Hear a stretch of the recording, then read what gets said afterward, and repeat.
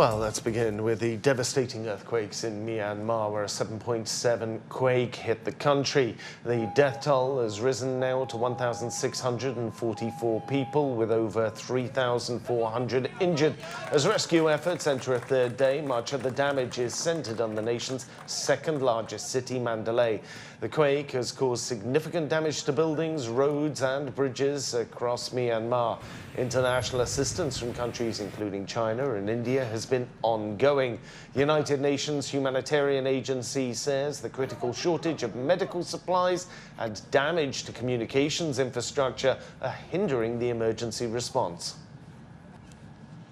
Let's bring in our reporter Cen Ziyuan now. She's on the way from Yangon to Mandalay. Ziyuan, so tell us more about the situation on the ground there. Ziyuan, it's so good to hear your voice from newsroom. It's been a quite challenging journey here. It kind of brought me tears because the signal is quite bad. And let me gather my thoughts here.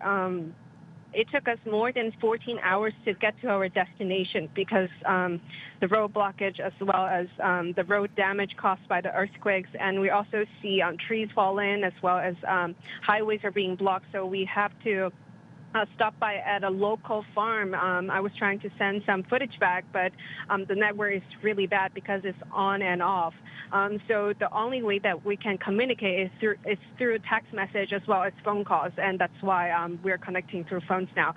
And China Search and Rescue Team are on our way to the destination that the United Nations has assigned us because we are the first international team that has the qualification to operate as the headquarters to coordinate all the rescue efforts on the ground. So with all the heavy equipment with us, we will be the coordinators on the ground. We heard from the VO system that the United Nations use that teams from Germany as well as India and also Russia, we also have Singapore, are heading our way. We also heard that the team representing China's Hong Kong has landed as well and also heading to Mandalay. So we're on our way. It's a long drive, but so far so good. Everyone is safe on board, and we continue to monitor the situation on the ground because there are safety concerns as well as challenge on getting the signals. Back in the studio, Ziyuan.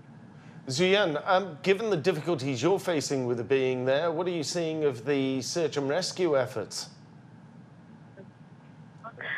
So far, first of all, maybe you have information more than I have due to the lack of signals here because we can only send text message. As I previously said, we can barely hear any updates. So far, we only get the assignments, but we have not yet been able to coordinate with the team because we heard some of the teams representing China from China's society has yet to get there as well. So it's hard to get communication between teams, and that's one of the major challenges we're facing. So I think we're expected to be there within 3 to 4 hours, and by then the tents will be set up and also the coordination will begin at that point. Back to the studio. Cen Ziyuan, you make sure you stay safe there. Thank you.